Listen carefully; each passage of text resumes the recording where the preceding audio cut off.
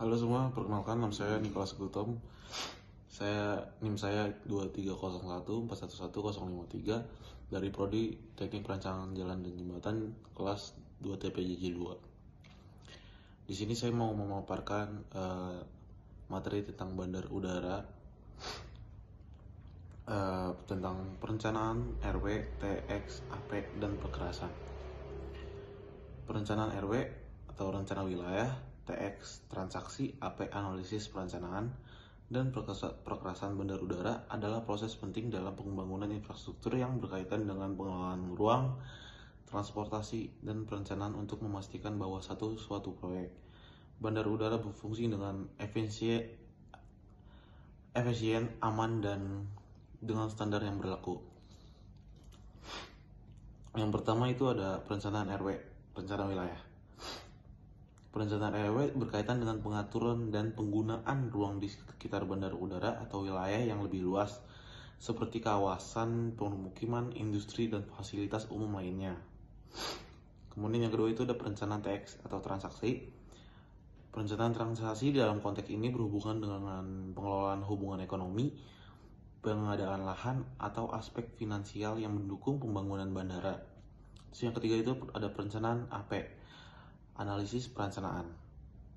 Analisis perencanaan adalah tahap pengkajian yang lebih mendalam tentang kelayakan suatu proyek, termasuk aspek teknis, kemudian ekonomi, sosial, dan lingkungan. Kemudian yang keempat itu ada perencanaan perkerasan bandar udara. Perencanaan perkerasan bandar udara melibatkan desain dan pembangunan lapisan perkerasan untuk landasan pacu, taxiway, apron, dan area lainnya di sekitar bandara yang dapat menahan beban pesawat terbang. Oke, selanjutnya itu ada konfigurasi bangunan penumpang. Yang pertama itu ada terminal kedatangan, kemudian ada terminal keberangkatan, kemudian ada ruang tunggu, kemudian ada area bagasi, kemudian ada fasilitas pendukung. Fasilitas pendukung itu contohnya seperti meliputi ruang VIP, kantor maskapai, fasilitas komersial, dan area layanan pelanggan. Kemudian itu ada persyaratan sistem untuk bangunan bandara.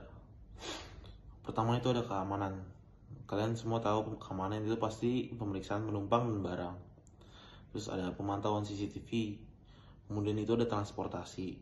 Itu kayak seperti transportasi internal, seperti kereta bandara, eskalator, dan bus, dan lain-lain. Kemudian itu ada komunikasi.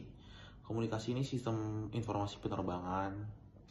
Kemudian ada ventilasi dan HVAC. Itu untuk sistem fasilitas ventilasi dan pendingin udara yang efisien untuk kenyamanan penumpang dan staf. Selanjutnya itu ada standar kinerja bandar udara. Standar kinerja bandar udara itu meliputi kapasitas dan efisiensi operasional. Itu untuk menangani volume penumpang dari pesawat secara optimal tanpa menimbulkan kemacetan. Kemudian ada kenyamanan penumpang, kemudian ada ketepatan waktu, kemudian ada kualitas layanan, dan keberlanjutan lingkungan.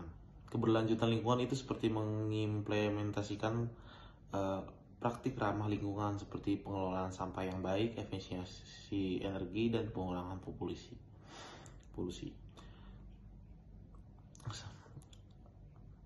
Dan yang terakhir itu ada people mover. People mover di bandar udara adalah sistem transportasi otomatis yang dirancang untuk memindahkan penumpang dengan cepat antara berbagai area di dalam bandara seperti terminal, gate, dan fasilitas lainnya. Sistem